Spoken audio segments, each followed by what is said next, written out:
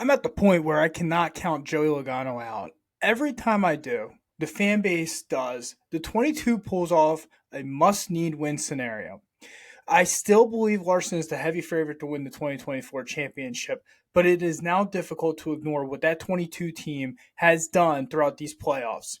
Every time you count them out, Joey Logano and Paul Wolfe do whatever it takes to push everyone out of conservative mode into complete stupidity. Amazing job done by Joey Logano on Sunday at Vegas.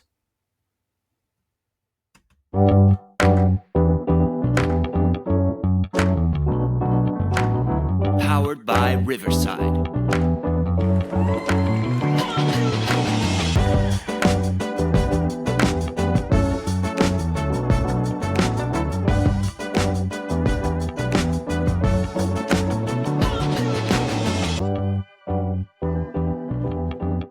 What's going on, everybody, and welcome into a brand new episode of the Broken Wheel Bearing Podcast. I'm your host this evening, Matt Codd, and unfortunately, that's right, no Vince with me this week. It's a damn shame because I was really looking forward to talking Vegas with Vince, especially with what happened this past weekend out at the 1.5 mile track out in Nevada. But good to be with you. A lot of shout outs before we start tonight's episode. Yes, this is our first ever live stream episode. I'm super excited to be with all of y'all. We got some great fans, man, of the Broken Wheel Bearing Podcast. And I can't thank all of you enough for, allowing us, Vince and myself, to continue doing what we do best. And that's talking NASCAR with all of you. We wanted to continue growing our podcast. We wanted to continue being like kind of a face for you, also kind of a voice of reason. Sometimes we hear a lot of stupid rumors, but we're super excited to be with you. This is awesome. I cannot wait to. It's more about the interactions during tonight's episode that I can't wait for. So, again, loaded show on tap this evening, like we always have every single week. We have some show announcements we're going to be discussing. We have our BWB news dump, which we also have some sponsorship updates. We have some articles this week we're going to share light to the audience. And then we're going to go into our Las Vegas race discussion. That's correct. We are officially done race number 1 of the 2024 round of 8 part of the playoffs. And then we'll close things out tonight with a little checkered flag at Homestead race preview, and we'll give you some picks going into the race weekend down in South Beach, Miami, baby. Actually, beautiful track. I love that track a lot. I think that might be a nice little show on the road for us next year in 2025. So first things first, let's get into some show announcements. As I said earlier, we are with you live streaming on YouTube. That is right. If you follow us on Facebook, the Broken Wheel Bearing Podcast, we had some announcements last week, and that was one. We got our YouTube page finally up and running. Last week, we really wanted to become live streaming with all of you. We had some technical difficulties. Thanks for bearing with us. Unfortunately, it just didn't work out, but I'm hoping that this week it does work for you and it works for the audience and continue just enjoying the show. Please subscribe if you have not already to our YouTube page. It's called at the Broken Wheel Bearing Podcast. Yes, you have to type, unfortunately, in the search bar at the Broken Wheel Bearing Podcast, because unfortunately, if you don't, you'll get a bunch of Broken Wheel Bearing YouTube pages. Unfortunately, that's what happens when our name of the podcast is a easy fix of a car. Also, follow us on Spotify, our iHeartRadio, Amazon Music, and if you also have social media, we are on Facebook, the Broken Wheel Bearing Podcast, and for our younger fan base, that's correct, we are on TikTok. Finally, I caved. I told Vince I wasn't going to do it, but here we are. I caved. We're on TikTok. If you have TikTok and you enjoy it, follow us on at the Broken Wheel Bearing Pod. Yes. Unfortunately, podcast, I guess, was too long. So at the Broken Wheel Bearing Pod is our TikTok name. We'll have some nice clips from each episode from the previous week. We'll get that posted. It'll be quick highlights of, basically the episode. So if you like TikTok, join us. Like YouTube, again, join us. And Facebook at the Broken Wheel Bearing Podcast. So wanted to get that out of the way first because there was so much to discuss before we led into tonight's episode. All right, now the bread and butter basically of tonight's show announcements. We're going to kick things off like we have the last couple weeks. And folks, we are a couple weeks away from Martinsville. And yes, as we've been mentioning, we will be down at Martinsville on Sunday, November 3rd. We will be doing a live episode from the track. Now that we have live streaming principles and practices through YouTube, my goal is to go down to Martinsville before the race starts and do a nice live episode with some of the greatest fans that this country has seen in any sport. And that's right, NASCAR fans, man. NASCAR fans are loyal, they're passionate, and they're super energetic. I'm super excited to be with all of y'all down in Martinsville. I hope I get to meet some of our fans from the Virginia area. We'll be doing a koozie giveaway as well. Had an awesome opportunity down at Daytona with our fans. Had an awesome opportunity at Pocono. We had our tailgate. Darlington, I made a mistake myself. Sorry, you're South Carolina fans, but that's my fault. And of course, I can't wait to get back down to the paperclip of Martinsville. So again, Sunday, November 3rd, we'll be doing a special episode live from the track. I hope you can join us at our tailgate tent, also with some koozie giveaways for our fans. So, second show announcement this week. I wanted to say this. I said it last week, and again, I want to continue taking time out and condolences and to everyone that's been impacted by Hurricane Helene, Hurricane Milton. I'm still with you guys, still thinking about you, and of course, sending my prayers and condolences to everyone has been impacted.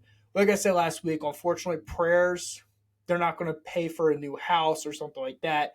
But what I just want you to realize that you guys all did not deserve that, and I'm still with you. And I hope to God everything is getting back up on track in those areas, especially down in Florida and especially down in North Carolina. So, if you're listening to the episode, non-NASCAR related, but condolences to everyone involved by the two hurricanes back in September. So, all right, we will be taking the green and white checkered on the show announcements. Let's take the green flag out this week on the fan interaction zone for all of the fans. And this is exactly the segment I was looking forward to the most with the live streaming. And it's to have interactions with our fans as we're discussing topics about NASCAR, talking about the race weekend, talking about, certain things. So kind of hoping that this is our last week with the fan interaction zone talking about it. We will still absolutely have our Spotify poll questions of the week, Spotify questions of the week on Facebook. Feel free to continue voting. Feel free to continue answering those questions. Let's talk about the fan interaction zone from the last week's episode. Last week, we asked our audience, what driver are you most disappointed in that did not make the round of 8? Second part of that question, which driver are you most excited about making the round of 8? We're going to kick things off like we usually do with Tri-Oval Life, one of our show favorites. We love reading his answers, always brings some good insight to our shows. Tri-Oval Life said, disappointed about Ty Gibbs. Happy about Logano. He was one of my preseason championship 4 picks is why. So I know right now, Tri-Oval Life, you, as soon as Logano made it into the round of 8, or from the round of 8, he made the transfer. Yeah, into the round of 8 from the transfer. You were the first person I thought of. I'm like, earlier this year, I asked the audience, what driver has been one of the biggest disappointments? And I said Joey Logano. Now, Tri-Oval, he came out and he's like, how can you ever count out the 2-time champ? Well, I did multiple times this season, and we'll talk about Logano later in this episode. But I know you were pretty much smiling when he made the round of 8. But Ty Gibbs was a great answer for disappointment. And to be honest with you, to me, Ty Gibbs, not making it far in the playoffs was a disappointment. I expected probably at least a win this year from him, especially in JGR equipment. And unfortunately, we didn't get that. So a little bit disappointed in regards to Ty Gibbs myself. Mark Schishler from Racing Paradise. Great podcast, by the way, Racing Paradise. Follow them on Facebook. They do a live stream podcast. They're absolutely incredible. Mark, he ended up saying, Alex Bowman, I'm disappointed in, and Tyler Reddick, I'm excited about. Reddick, what's 2-part answer right there. Reddick, super entertaining. At the end of the Roval, we talked about it last week. got to where he needed to make the transfer into the round of 8.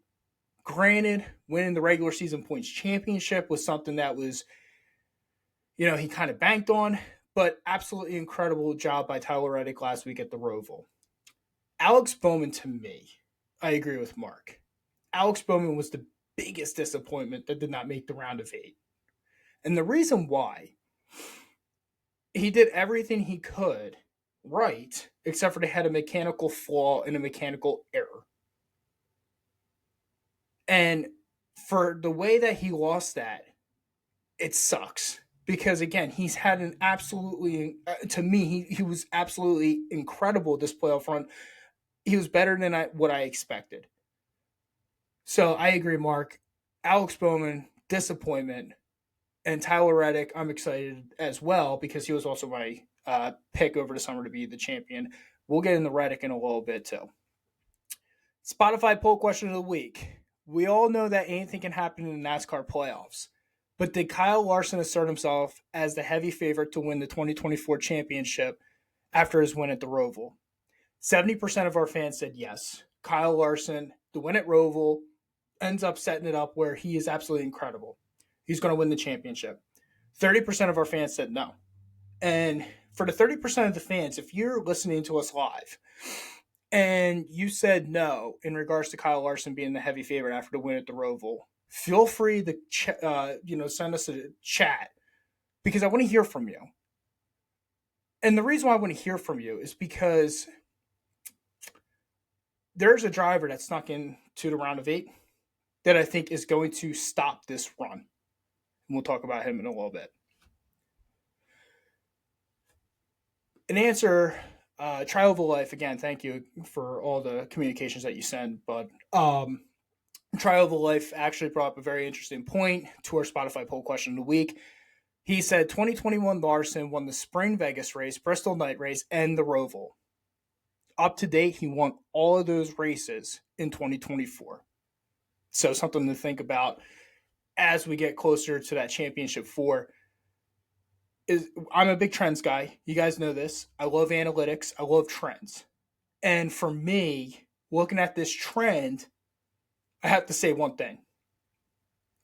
It does look like a Kyle Larson championship could be coming up in 2024. Let's get over to our live chat. Let's see what some of our audience is saying. Sorry, I'm still new to this, guys. Bear with me. All right. Here we go. Sorry, don't mean to. All right, so we have James, we got Mark. They end up talking. It looks like they're having a conversation within themselves, guys. I love seeing this, though. I love seeing Mark. James, hey, Matt, riding in the car towards dinner. James, thank you so much for joining us on the live chat. Awesome seeing you. Mark, obviously, I see you as well. So it's great to, it looks like the chat's working, everything's working. So appreciate everyone listening to us live on this live stream, and I love seeing our fans. This is what I'm talking about, the interaction. So let me stop gloating about that. Let's get moving on with the episode. In regards to the fan interaction zone, real quick, follow us on Facebook at the Broken Wheel Bearing Podcast and answer our questions of the week. Love the interactions with you. We'll be asking questions of the week and feel free to use it on the chat. We will be more than willing to read your answer on air on the spot. That's what we're looking forward to the most. It's going to take me a little bit time to get used to it. Obviously, with no Vince this week, it's difficult to kind of do everything on my own, but bear with us, and I'm glad everyone's enjoying the live stream. So close out the green and white checker flag on tonight's fan interaction zone, and let's dump into our Broken Wheel Bearing news dump. Let's get into some sponsorship updates, fast headliners, courtesy of jski.com. Follow them on Facebook, X, or by web at www.jski.com.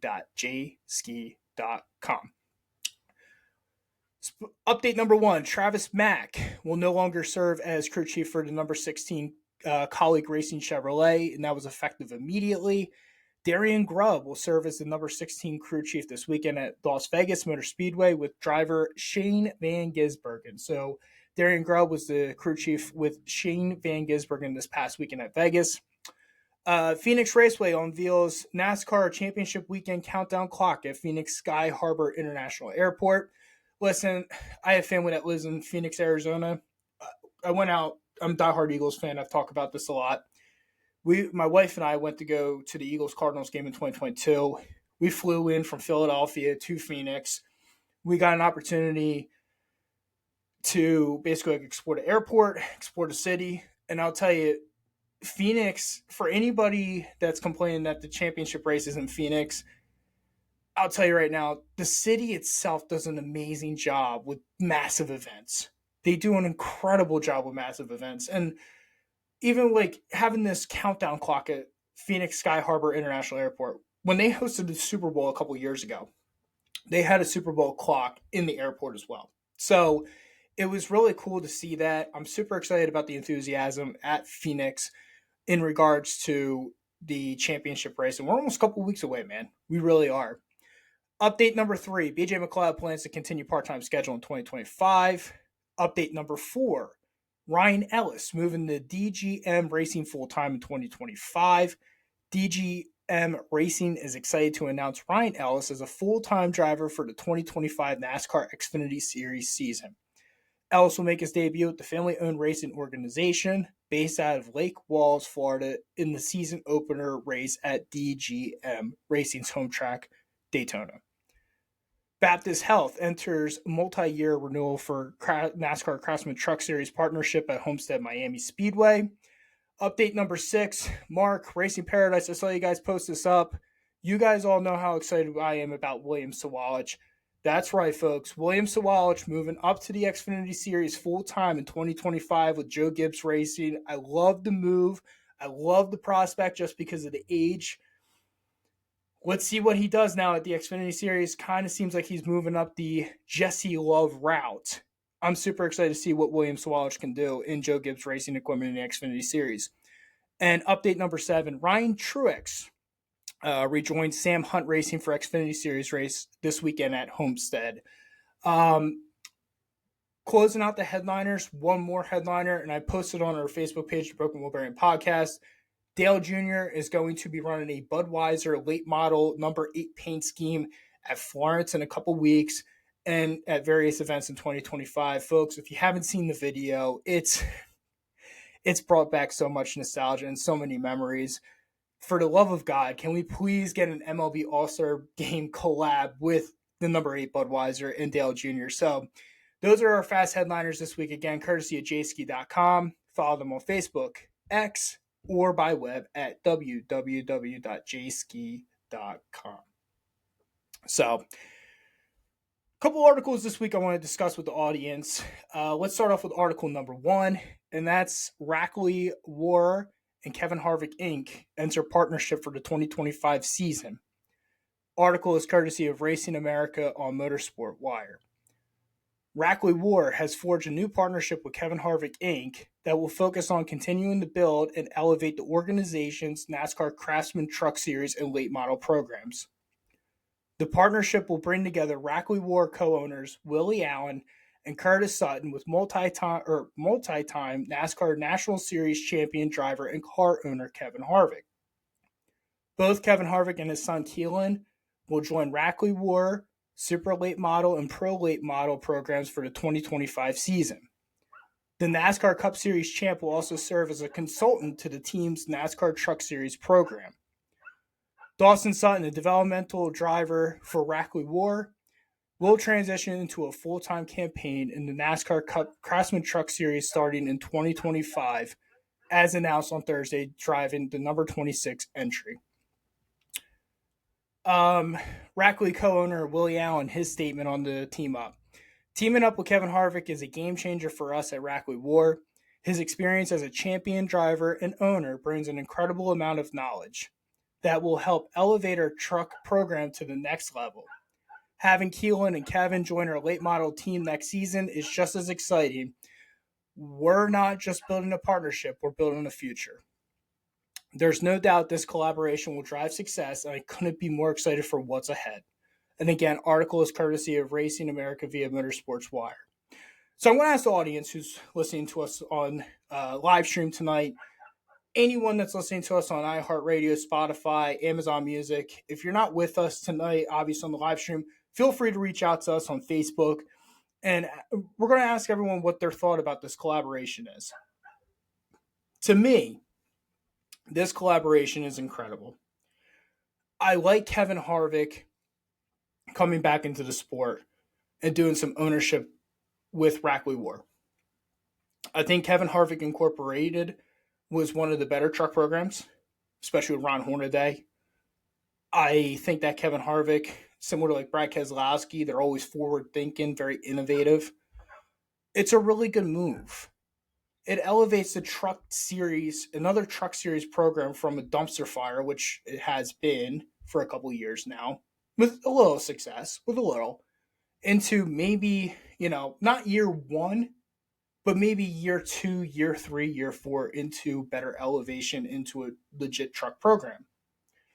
I would assume, I didn't see anything in this article, but I would assume that they would be going to Chevrolet. I could also see him staying with or going to Ford. I'm interested to see how this collaboration is going to work. But right now, I love it. And again, I think it's a good move, not just for Kevin Harvick, but also investing in his son, Keelan. Keelan's going to be coming up through the ranks, folks. You're going to be hearing about him for a couple years. He's going to be around. So it's definitely a good move for Kevin Harvick. It's a good move for Keelan. And again, it's going to be interesting because I do think that eventually down the road, when they get the resources up and running, think like RFK Racing. Year one was okay. The back end of year one was great or better. Year two got better, and year 3 became what they are, the dynamic duo. I'm expecting a similar path to success with Kevin Harvick and Rackley War. So again, article courtesy of Racing America via Motorsports Wire, and that is Kevin Harvick Incorporated will be teaming up with Rackley War in 2025. Final laps of the Broken Wheel Bearing News Dump. Our last article of the week. You guys have all been hearing me talk about it for a long time. That is NASCAR calls Front Row Motorsports and 23XI Racing suit meritless in court document. Again, this article is courtesy of Dustin Long of NBC Sports. So this is the article that I really want to get in discussion with all of you all about. Let's start off with the article. It states, NASCAR states in the court documentation that 23XI Racing and Front Row Motorsports have filed a meritless suit against NASCAR alleging baseless antitrust claims in order to obtain commercial agreements they previously rejected and to attempt to extort more favorable contract terms. So opens NASCAR's opposition to a motion by 23XI and Front Row Motorsports for expedited discovery. The 2 Cup Series teams, which filed an antitrust lawsuit in federal court against NASCAR on October 2nd, seek limited discovery of NASCAR corporate files and of select NASCAR executives. 23XI Racing and Front Row Motorsports filed this October 9th to support its motion for injunction. The 2 race teams seek a preliminary injunction so they can compete with charters while the case goes through court. 23XI and Front Row Motorsports were the only Cup Series teams not to sign the new charter agreement, which begins January 1st, 2025. NASCAR states in a court document that it is working on reallocating funds that 23XI Racing and Front Row Motorsports would have received to increase prize money and other special awards for the 2025 season, for the benefit for the teams that timely executed 2025 charters, as well as open teams who can compete to win the increased prize money, their special awards. A hearing on the preliminary injunction is scheduled for November 4th in U.S. District Court in Charlotte, North Carolina. Again, this article is courtesy of Dustin Long of NBC Sports. So a few things here. Folks, you've been hearing me for a very long time. I'm very pro Michael Jordan. Michael Jordan is the last person that NASCAR needed to start a fight with. And for a lot of our fans that sit there and go, oh, well, Matt, I don't think you understand. Like, NASCAR doesn't need Michael. Okay, they don't need Michael so much that they show him on camera every single second at the track. He's brought in sponsorships. He's brought in viewerships. People that have never watched NASCAR, they look around and they go, wait a second. Michael Jordan owns a NASCAR team? That's pretty cool. The Air Jordan brand. There's a big sponsorship. For me, I'm going to continue saying this, and I'm so happy, and I will say this on air. I'm so happy that Front Row Motorsports did stick with 23XI. I'm so happy they both did this together. I do believe that will this end great with both teams? I mean, I want it to so bad. But we all know as fans, we all know that the sanctioning body is very difficult to overcome. But as I said before, I think if there was one figure that could do this, it's Michael Jordan. I think Michael Jordan has a more iconic brand / a more iconic name than some people within NASCAR. Now, the one thing that makes me upset about this, and like I said, I'm really happy Front Row Motorsports is sticking with them. I'm really happy that 23XI Racing, they're both in a pack together.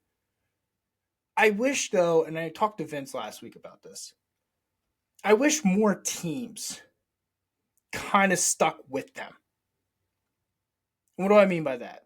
Well, I kind of wish that Justin Marks at Trackhouse Racing kind of stood solidarity with the other two organizations. You knew a lot of the a lot of the older organizations weren't going to do it. You knew Hendrick Motorsports wasn't going to stand in solidarity.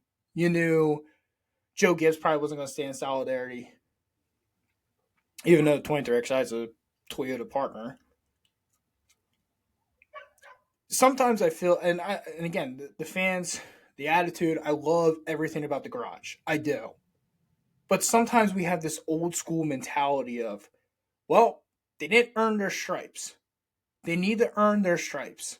And for me, I kind of find that kind of a little hypocritical as a fan. I want to see the best product on the track. And I know for a fact 23XI is one of the best products on the NASCAR Cup Series track at all times. Both drivers can win a race at any moment. Front Row Motorsports has absolutely turned themselves into a perennial winning organization. McDowell's won a couple of races for them. David Reagan's won a couple of races for them. And as I said, though, they have this mentality, well, they need to earn their stripes. Well, Front Row Motorsports has been in the circuit since 2008. It's sad because what these two organizations are looking for is just trying to better the agreement of finances going to teams off the new TV deal. And you got NASCAR going, well, this is the best we got. Stay tuned, folks. This is not going to get easy. And it's going to get very ugly, probably really quickly. I personally think that what's going to end up happening is I think that they don't come to an agreement. I don't think they're going to come to an agreement, if you want my honest opinion. I don't. And as I said to many fans on Facebook, Michael Jordan does not lose. And this is the wrong person that NASCAR picked a fight with. Stay tuned. All right, and that's going to close out our green and white checker flag tonight on our Broken Wheel Bearing news dump. Articles of the week will be posted on our Facebook page, The Broken Wheel Bearing Podcast, and of course, sponsorship updates. We'll have them, follow them on jski.com. Again, on Facebook, X, or by web, www.jski.com. So, let's take the green flag out this evening on our Las Vegas race weekend. Man, oh man. Sin City, baby. Sin City. Not just was it Sin City, and what happens in Sin City? You guys all make gambles. Everyone does a little gambling, and Saturday wasn't so much of a gamble. Sunday was a gamble. Saturday, AJ Allmendinger won the And Better Health 302 at Las Vegas, and then Joey Logano won the South Point 400 on Sunday. So Those are your race winners coming out of the Las Vegas race weekend. Let's get into some BWB thoughts because, oh man, this is where I miss Vince this week because I have a lot of thoughts. I'm sure he would have a lot of thoughts. Let's discuss with you what happened in Vegas. Let's kick things off like we usually do every single week with point number 1 from the BWB thoughts segment, and that is correct. We're going to kick things off with AJ Allmendinger collects win number 1 of the 2024 season, and I'll tell you folks, it could not have come at a better time. With the win, AJ punches his ticket into the championship 4 at Phoenix for the Xfinity Series. Personally to me, AJ needed this win in the worst way. I think a lot of people were down on him. Had some speed, just didn't look like AJ. Kind of looked like he was a backseat behind Shane Van Gisbergen on the road courses in the Xfinity Series. To me, it just felt like he needed this win more than anything for his own confidence. He will be going to Cup next year, so go out with a bang with the Xfinity Series championship. In the 3 playoff races, though, going into Vegas, AJ's average finish was a 10 flat. Again, just felt like something was a little off with the 16 team. Finished 17th at Kansas, finished 11th at Dega, and 2nd at the Roval. Now, with the win at Vegas, AJ Allmendinger's average finish in the 4 playoff races is at a 7.75. So now we're starting to see the average finish in the playoffs starting to raise with this win at Vegas. To me, AJ Allmendinger's night, he kept getting better. As the sun went down, it just seemed like for me, that car kept getting better and better in the night. Finished 4th in stage 1, almost won stage 2 behind Justin Allgaier. He ended up finishing 2nd, led a total of 102 laps. He did what he needed to do, in my opinion. Saturday's win was AJ Allmendinger's 18th career win in the Xfinity Series. But it did not come without a fight. Absolutely not. This fight was between Ryan Sieg and AJ Allmendinger at the end of this race. With 9 laps to go, Sieg was side by side and had the lead for a quick second coming out of turn 2. Ryan Sieg ended up getting loose coming out of turn 2, opened the door for AJ to regain the lead. With 7 laps to go, caution came out for Sammy Smith, so the battle continued between AJ Allmendinger and Ryan Sieg. The field gets bunched up for the final green, white, and checkered. On the restart, AJ received an incredible push, in my opinion, by Justin Allgaier. Great job by Allgaier for the draft. AJ ended up getting in front of Ryan Sieg. Ryan Sieg had an incredible run on the outside lane. Cleared for second, but was unfortunately unable to get with it. I mean, he was as close as 0.138 of a second behind AJ Allmendinger, and that was the closest that Ryan Sieg could get on Saturday night to AJ Allmendinger. So that's how AJ ends up collecting the win. As I said, this was a great win for AJ Allmendinger. I think that with what Colleague has done this year, we know the story and the success of Shane Van Gisbergen. To me, I felt like AJ has been kind of like, second fiddle behind SVJ. AJ Allmendinger has been good on road courses as expected, but he hasn't been what we expect in the Xfinity Series. So for him to win his first race of 2024 on an oval at a 1.5 to clinch himself into the championship 4, absolutely what the doctor needed for that 16 team. So well done by AJ Allmendinger. And again, it was a great battle between him and Ryan Sieg the whole entire night. Very enjoyable. And again, Sieg was unable to get any closer other than to a 0.138 of a second margin between him and AJ. On Sunday, we went from that incredible green white checkered flag finish to a massive fuel mileage gamble. And that's right, Joey Logano. Joey Logano, massive gamble pays off for Joey on Sunday as he won the South Point 400 and clinches his final 4 spot at Phoenix. I read a stat today, and I want to say this is now his 6th Final 4 appearance in the Cup Series. It's incredible. I mean, we already know he's a Hall of Famer. But for him, this season has been an absolute roller coaster. I don't think anybody, now, if you listened to this podcast last week, we told you, he made the transfer. He made the transfer. He knew something was going to happen with him. And it did. Joey Logano, let me rephrase this, was not the best car at all on Sunday. None. Not even close. But again, this is what Vince and I have talked about with Joey getting into the round of 8. Paul Wolfe and the 22 team would do whatever it took to flip the script and pull the upset off.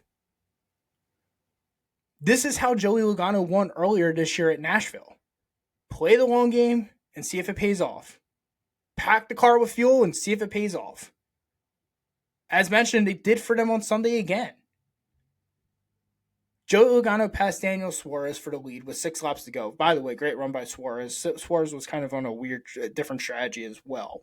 But Joey ends up passing him with 6 laps to go. Again, not the dominant car at all whatsoever. But he did hover around the top 5, top 10. So let's not sit there and think that, yeah, he was running 22nd and then all of a sudden he won this race. Now, he was a top 5, top 10 car, but we knew who the dominant car was. It was Christopher Bell. Joey Logano ends up finishing stage 1 in 8th, and then, of course, stage 2 in 5th. Only led 6 laps in this race, but it was the most critical 6 laps of the race. That was the final 6 laps. Joey Logano finished 0.66 tenths of a second over Christopher Bell. And again, folks, I am still in shock that Joey Logano advanced to the Final Four. Earlier this year, it felt like he couldn't get out of his own way at all, right? He was leading the 500, ends up wrecking the big one. Leading at Atlanta, race number 2, ends up getting a bad draft by Buescher, ends up wrecking. Every single week, I think we asked on this podcast, what is wrong with the 22? What is going on with Joey Logano? Is Joey Logano going to win a race was the question of the early parts of the season. Ended up doing it at Nashville. But then after Nashville, right, kind of quiet again. Entered the playoffs pretty much below the cut line. Wins race 1 of the playoffs at Atlanta and advances to the round of 12. In the round of 12, Joey was running in the front to win Talladega. Probably could have won Talladega. Ends up getting caught in the big one. Then at the Roval, does everything in his power to nearly advance. Falls a few points short, but gets a gift from NASCAR from the Bowman's disqualification. Makes the round of 8 and wins at Vegas. That's been Joey Logano's season in a nutshell. I am at the point where I cannot count out Joey Logano any longer. Every time I do, and this fan base does, the 22 pulls off the most must-needed win/scenario ever. Packing the car with massive amounts of fuel, not running out of gas like everybody did at Nashville. I still believe Larson is the heavy favorite. I do. And we're going to be talking about the playoff drivers in a minute. But it is now difficult, and as I mentioned before, as an analytics and as a trends guy, it is very difficult for me to ignore what the 2-time champ has now done in the 2024 postseason. And it's not even about what he has done. It's about what him and Paul Wolfe are capable of doing. That scares myself as a fan and should scare you as a fan of any driver that remains in the playoffs. Biggest thing with Logano and Paul Wolfe. While other drivers try to be this conservative and play the long game and be conservative, Paul Wolfe and Joey Logano will take the gamble and push the field to do something massively stupid to try to beat them. To me, everyone talked about how, and Chris Gabehart's a great crew chief, Denny Hamlin's a great driver, but the way we talk about Chris Gabehart and the way we talk about Denny Hamlin, that driver crew chief combination, and the way we talk about them, that's how Paul Wolfe and Joey Logano strategize each and every single week.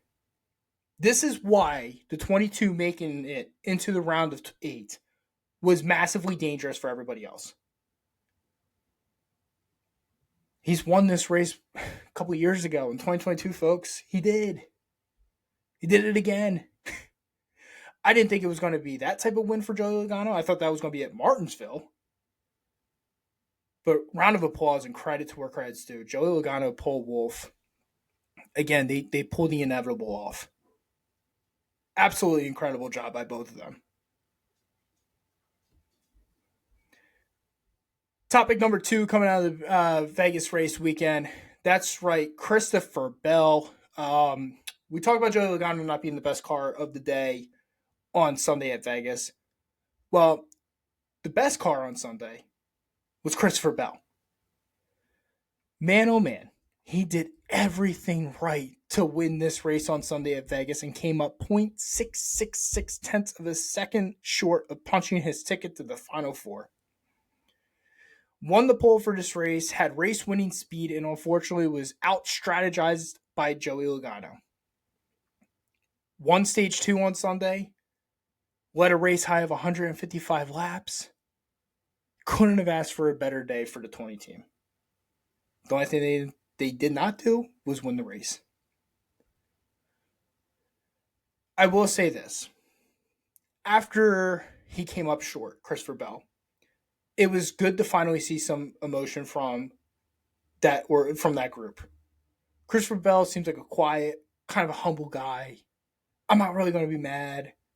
Just racing. Yeah, would love to win a championship. I loved what the clips that they got in the documentaries. Full speed. Sunday, though, I felt like I finally saw the true Christopher Bell. And what I'm talking about, folks, if you haven't seen it, at the end of this race, Christopher Bell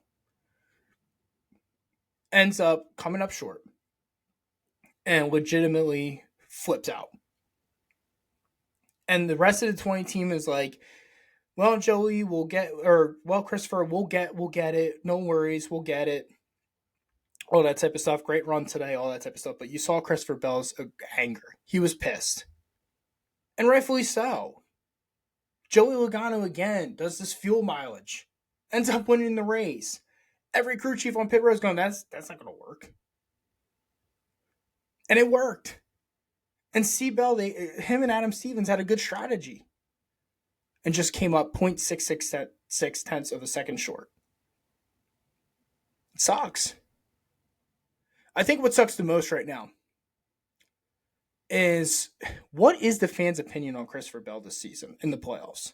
Because every time I talk to NASCAR fans, I think they say, yeah, Christopher Bell is, he could win the championship, but, it just doesn't, it always seems like he's behind Kyle Larson, rightfully so, behind other drivers. It doesn't seem like Christopher Bell is the first driver that comes out of someone's mouth. And I'm here to convince you why it should be one of the first drivers to come out of your mouth on who can win the 2024 championship. The wins are not there. He has not won the 2024 playoffs. I get it. Kyle Larson has. Joey Logano has. And then we have a bunch of non-playoff drivers win races. But Christopher Bell in the 2024 playoffs, again, trends, analytics, stats. These stats cannot be ignored. Through 7 races, Christopher Bell's average finish in the 2024 playoffs is 5.7. He's got back-to-back second-place finishes, 4 top 5s, 6 top 10s. This is all done in the 2024 playoffs. His worst finish was, he's got 1 finish outside the top 10. That's it. 1. And that was a 14th at Watkins Glen. 14th. We ran this numbers today before the episode. Each driver's averaging, outside Christopher Bell, at least 2 finishes below 15th or worse. He's the only one that has not finished below 15th. To compare how strong Christopher Bell's 2024 playoffs have been, here is the 8 remaining playoff drivers' average finish through 7 playoff races. Let's start off with Kyle Larson. Everyone's favorite to win the championship. Again, rightfully so. He wins races. that's probably going to win you the championship. But Kyle Larson so far in the 2024 playoffs in 7 races, he's got a 13.1 average finish with 2 wins, 3 top 5s, 3 top 10s. Bell's got a 5.7. William Byron, 10.2 average finish, 4 top 5s and 5 top 10s. Again, Christopher Bell's got a 5.7. Let's go with the 2023 Cup Series champ, Ryan Blaney. 18.8 average finish with 2 top 5s and 4 top 10s. You go to Denny Hamlin. He's got a 13 flat with 1 top 5, 4 top 10s. Joey Logano, he's got 2 wins. Punched his ticket to Phoenix. But he's got a 14.7 average finish with 2 wins, 2 top 5s, 3 top 10s. Tyler Reddick, my pick, halfway through the season to win championship. What has Tyler Reddick, our 2024 regular season champ, has done? Well, he's got an average finish of 20.7 with 1 top 10. That's not going to win you a championship anytime soon. And finally, Chase Elliott. His average finish in 2024 playoffs is 15 flat with 2 top 5s and 4 top 10s. Again, Christopher Bell has an average finish of 5.7, has only had 1 finish below 14th, and has had 6 top 10s and 4 top 5s. The wins have to come. When you're running that many laps in the front of the pack, eventually Lady Luck is going to find you. Can it be this weekend at Homestead? Could it be at Martinsville? He's won at Martinsville.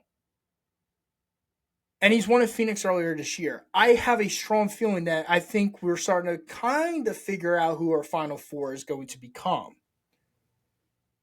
We already know one who punched his ticket, Logano. I would say 95 to 99% chance that Kyle Larson's in the Final Four. And then the third driver, after this week and running the stats and the trends, I got Christopher Bell. Like I said, if he was winning like Logano and Larson, I think everybody would be sitting there looking at it going, he's the automatic champion. He's going to win it. But because he does not have a win in the 2024 playoffs, I think a lot of fans, myself included, have neglected what he has done. Final comparison. Again, Bell's average finish in the 2024 playoffs is 5.7. Second behind Bell is William Byron at a 10.2 average finish. That's how distant Christopher Bell has been over his competition this year in the playoffs. Speaking of William Byron, let's get into William Byron. I wrote William Byron down here because I have to, folks, I got to give an apology. I have to apologize. I was completely wrong about William Byron this year. The way that the trends and everything lined up with the stats, with the inconsistent roller coaster, he reminded me of Josh Allen, the Bills quarterback. He's got hell of a great moments, Hall of Fame caliber moments, and then you got clunkers. And for me, that's how I felt William Byron's season was. Going into the playoffs, I asked Vince after Darlington, let me know one driver you think is going to choke away a championship. I forget who he said, but I said William Byron.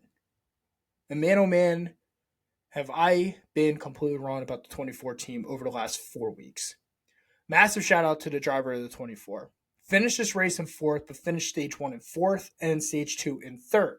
Similar to Christopher Bell. Now, Bell had the better car, more speed, led a bunch of laps. Byron didn't lead a lot of laps, but William Byron did have speed from practice qualifying into the race. Top 5 caliber car, not a race-winning car. Could have been if the strategies and everything kind of worked out.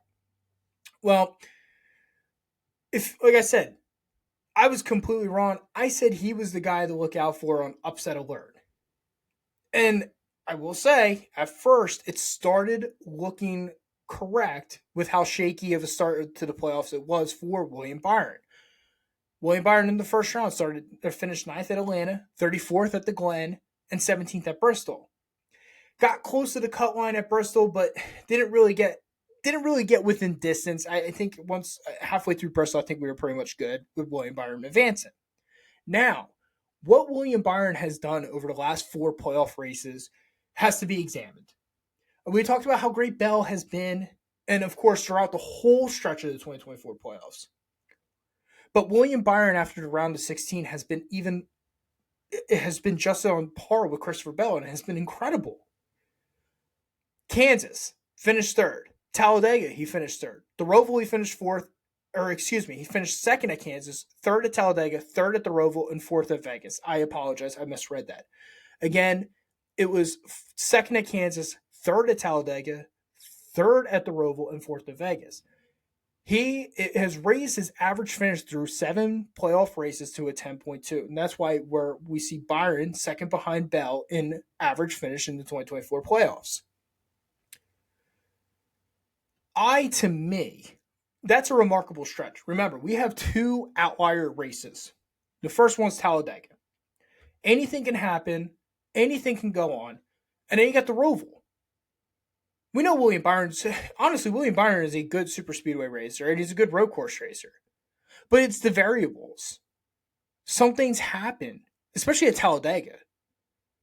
For that stretch of races, he has not finished below 5th in 4 races. So in the last 4 races. Incredible work. To me, we're kind of starting to see it. Logano punched his ticket. Kyle Larson, to me, has about 95 to 99% chance he's making the Final 4. Bell's finishes and stats have showed me that he's probably getting into that category as well with Larson. And my question, and this is going to be our Spotify question of the week, is William Byron heating up at the right time? And you can vote on that on Spotify, Facebook. Obviously, if you're listening to us live, our YouTube audience, if you're listening to us live now, feel free to comment in the chat. Is William Byron heating up at the right time? Remember, NASCAR is like any other sport. And this is why I try to tell my fans that don't watch NASCAR. I tell people all the time, these are like, well, Matt, all you're doing is watching, souped up cars just drive around. Sir, it's not that. It's like any other sport. If you have a hot goaltender, you could be an AC in the NHL. You can win the Stanley Cup. Your team in baseball gets hot at the right time. As a Philadelphia fan, I watched it happen to me twice. One on the good side, one on the bad side. 2022, the Phillies made it to the World Series with hot bats. 2024, they got cold. They didn't go anywhere. NASCAR is no different than any other sport. And that's the beautiful thing about this sport that I want our fans to tell their friends that don't watch it or anybody. Drivers get hot at the right time, and they carry that momentum. We'll be talking about a driver that has gotten no momentum at this point in a few minutes. But again, our Spotify question of the week is going to be, or Spotify poll question, will be, is William Byron heating up at the right time? All right. Point number 5 coming out of Las Vegas. Man, we've already gotten through 5. And for our YouTube audience, thanks for sticking on with us. Absolutely. Again, if you're just joining us, we are now live streaming on YouTube. If you're listening to us on Spotify, whenever we are live, so it's really good to see our fans chilling with us on the live stream. Point number 5 coming out of Vegas. That's massive disappointments. 2 of them this week come to mind. And I think some of our fans could probably put a third, and I wouldn't argue with that third one at all. My 2 massive disappointments, let's start them off. Chase Elliott, Tyler Reddick. We're going to start off with the 2020 Cup Series champ first, and then we'll get to Reddick in a little bit. We all knew that consistency was not going to win a championship at all. And we all knew that Chase Elliott was probably going to have to win a race. Can it still be done? Sure. Do I have any confidence it could be done? It's 50-50 to me. Homestead, no. Martinsville? Maybe.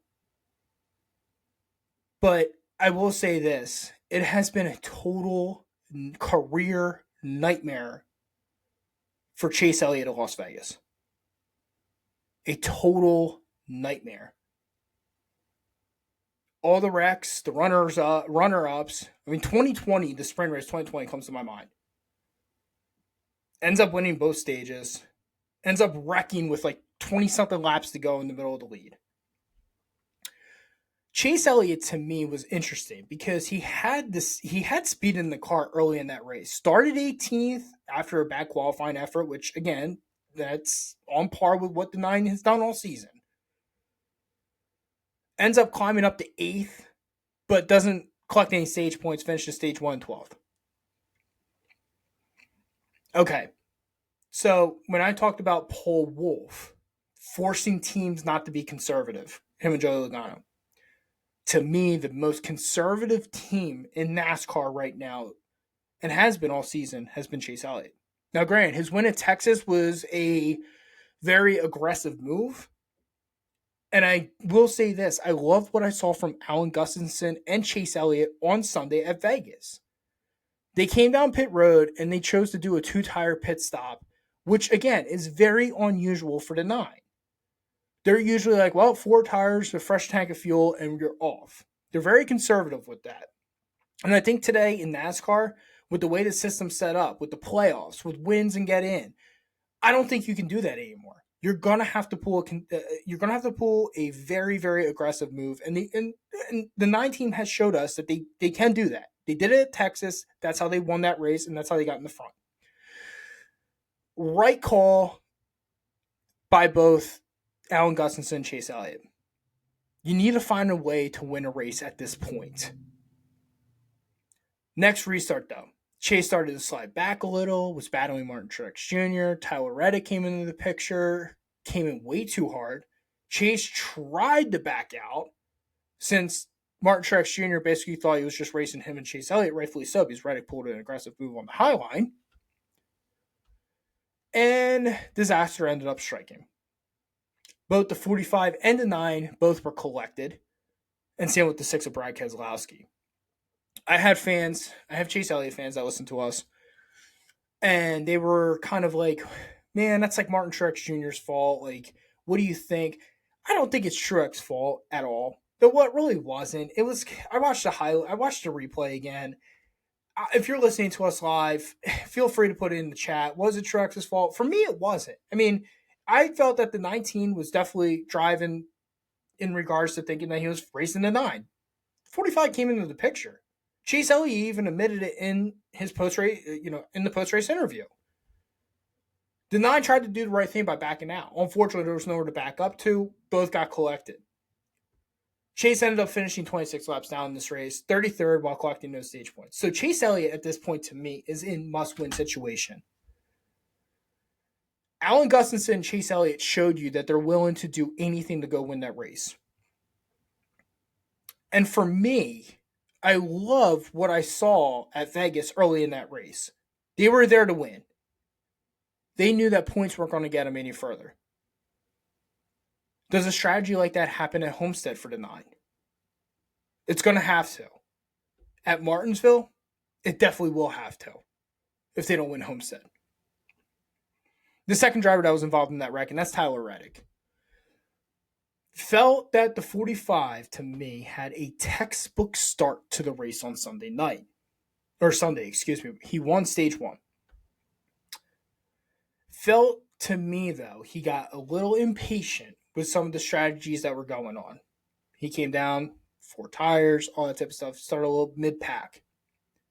I felt that Tyler Reddick was very impatient in that moment.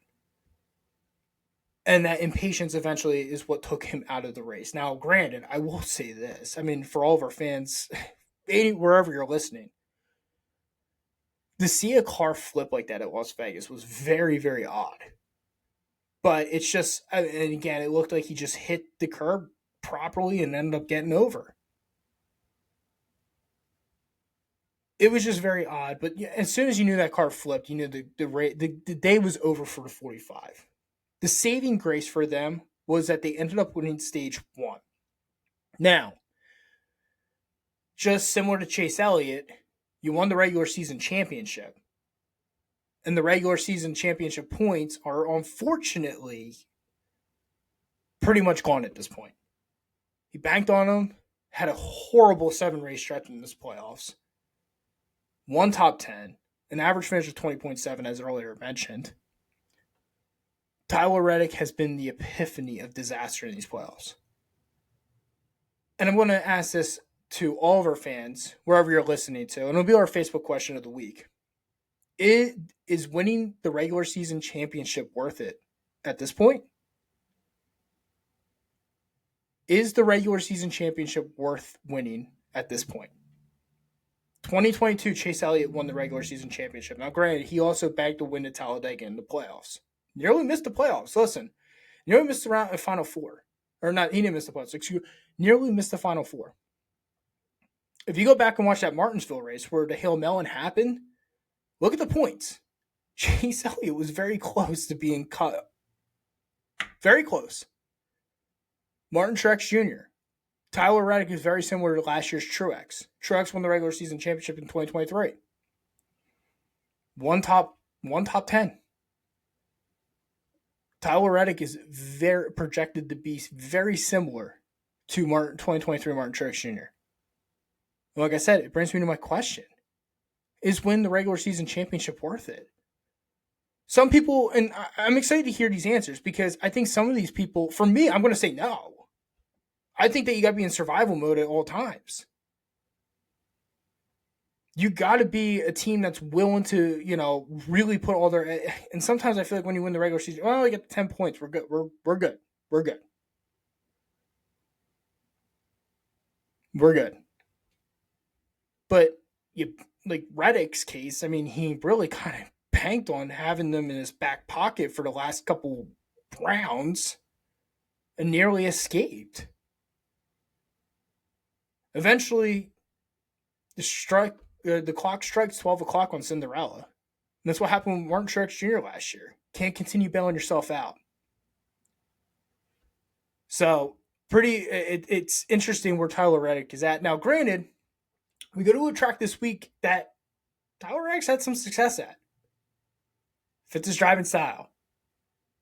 So I'm pretty excited to see, hopefully, maybe the 45 and the 9 pull off some strategy, maybe put their cars in victory lane. But they are both my biggest, massive disappointments coming out of Vegas. So if you have another one, please feel free to let us know. I'm pretty excited to hear some of the answers as well. But our Spotify poll question of the week is going to be, is William Byron heating up at the right time? And our Facebook question of the week is going to be, is it worth winning the regular season championship at this point? Final goodbyes before we wrap up Las Vegas. Final goodbyes from Vegas. And congrats. Really congrats. And we will miss you to Doug Rice, who called his final race for PRN Sunday at Las Vegas. MRN will have the final calls on the last 3 races of the season due to the fact that those tracks are owned by NASCAR, not Speedway Motorsports. Hell of a career, though, by Doug Rice. Well done. Absolutely incredible. Doug Rice, Dave Moody, Mike Bagley, all those guys really is what kind of inspired me to get in the NASCAR podcast and felt like they had a lot of fun talking about it. So really wanted to take my talents and do it myself. And the final goodbye from Vegas this week is going to be this is the last Speedway Motorsports race for Stewart-Haas Racing. So last 3 races at Homestead, Phoenix, or Homestead, Martinsville, and Phoenix, or ISN tracks. So gotta give credit to Stewart-Haas Racing on that one. So final goodbye for SHR at Speedway Motorsports races. So. All right, that's going to take the green and white checkered this evening on our Las Vegas discussion and our BWB thoughts. I hope you all enjoyed it, and feel free to comment. Feel free to reach out to us and give your opinions on what you saw this past week. So, final segment on tonight's episode, we're going into our Homestead Miami race preview, our second race of the round of 8, and Christopher Bell won this race in 2023, while Kyle Larson won this race in 2022. Those were our 2 winners in the next generational car. And if you really want to go talk about 2021, where we ran this race in March, or late February, William Byron ended up winning that race in 2021. So let's get into our BWB picks before we close out tonight's episode. Pick number one for me this week is going to be, I'm actually going to take the driver of the 24. That's right. William Byron is my pick number one. He, according to driveraverages.com, in 3 races since 2021, again, all these stats are since February of 2021 on driveraverages.com. William Byron has an average finish of 5.7 with 3 races ran, 1 win, 2 top 5s, and 2 top 10s with 159 laps led. So I kind of like William Byron in this spot. Like I asked the audience earlier or recently, is William Byron heating up at the right time? And I think he is. This is the right track for him to capture that race win. I like it a lot. I like William Byron as pick number one. Pick number two this week, I'm going to go with Christopher Bell. For anyone just joining us, we talked about how great Christopher Bell has been, right?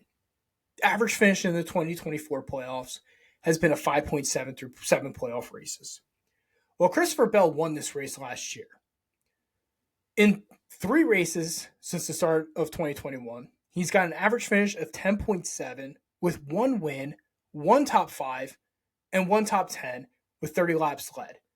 A little luck last year, but I like Christopher Bell a lot. Similar to William Byron, I feel like these two drivers need to assert themselves into the Championship 4 discussion with Kyle Larson. I feel like either one of those drivers are a good pick to get into the Championship 4. Before I get to my dark horse, I'm going to have fans that are going to be like, well, how did you not take Kyle Larson? How did you not? Folks, Kyle Larson is that's a pick almost every single week. I feel like at this point as a NASCAR fan base, I feel like universally, we're all talking about Kyle Larson. So if Kyle Larson wins this race on Sunday, that doesn't surprise me. I want picks that are a little bit different than the anonymous number 1 overall pick. That's like all of us when Alabama was at its reign in college football. Us picking Alabama to win the championship. Well, it needed a miracle and some lucky events to happen for them not to win. That's how I feel about Kyle Larson this season. I saw Tri-Oval Life feels the same way.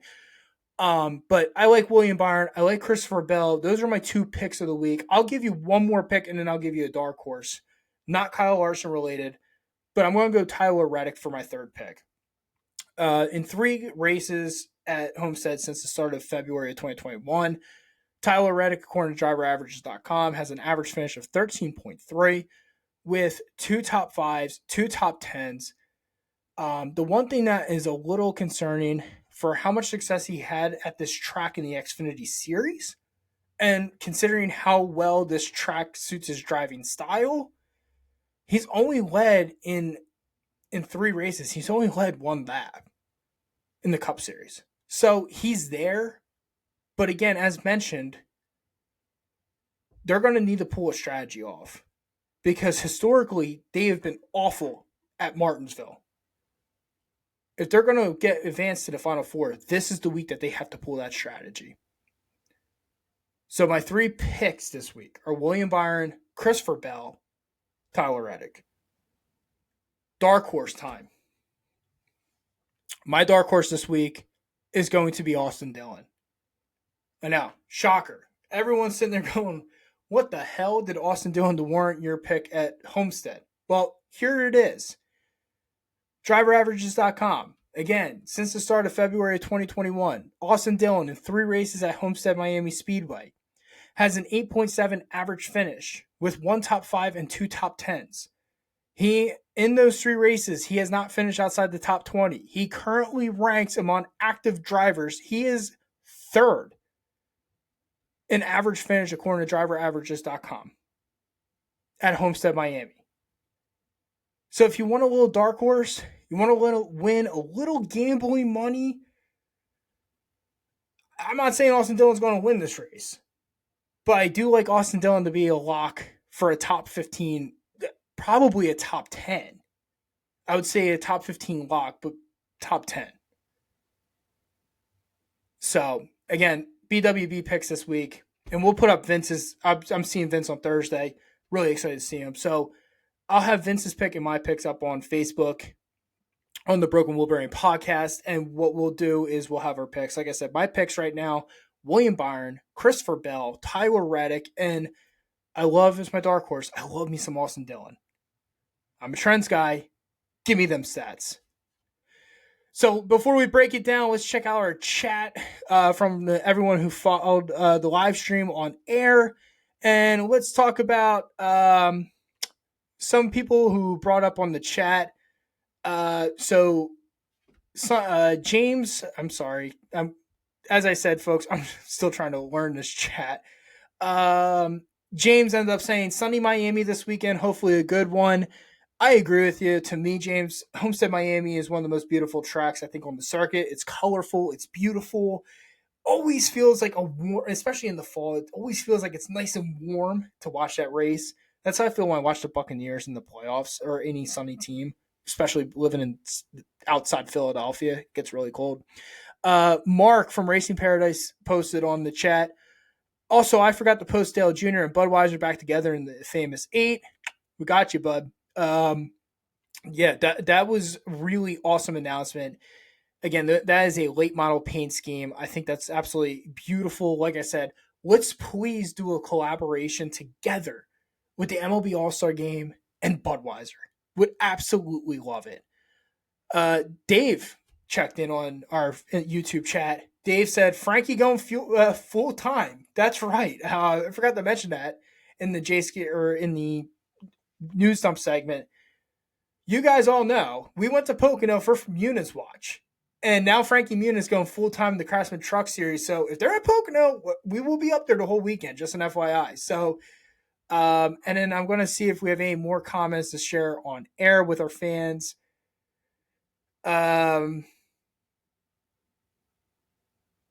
I got Mark also says, awesome, y'all are live this week. Absolutely. Sorry about that. We all had some technical difficulties last week, unfortunately. It was more of an error issue on my end with YouTube. I forgot to click. What they had to do is they had to make sure our podcast was legit, and it took up to 24 hours. That's my fault. I was just too excited to get the live stream. And Dave once again said, let's go Broken Wheel. That's right, baby. We are live. Awesome. So I'm going to close this down and we're going to land the plane together this evening.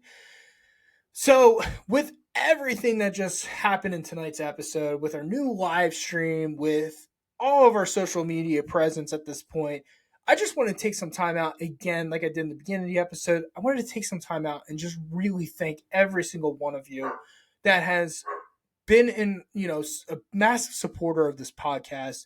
We can't do this without you. We really can't. We absolutely love talking NASCAR with all of you. We're so thankful for everyone that comes by and supports the podcast.